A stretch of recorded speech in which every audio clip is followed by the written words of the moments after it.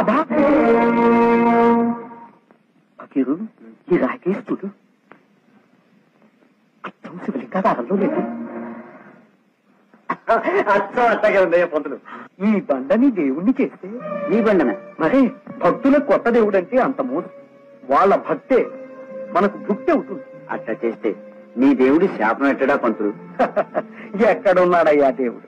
ఉన్నాడనుకున్న వాడి మనసులోనూ లేడనుకున్న వాడి మాటలోనూ ఉన్నాడు వాడు. పట్టాభిషేకం చేస్తున్నానుగా, నిన్ను దేవుణ్ణి చేశాక లింగాకారంలో ఉండటం నీ అదృష్టం. ఇహ చూడు నీ ప్రభ. సృష్టి స్థితి లయకారకుడైన మహేశ్వరుడు మన ఊళ్ళో ఉద్భవించారా? ఆలయ నిర్మాణానికి విరాళాలు ఇవ్వండి. తనకు మీరెంత ఇస్తే తమకు శివుడు అంతకు 100 రెట్లు ఇస్తాడు.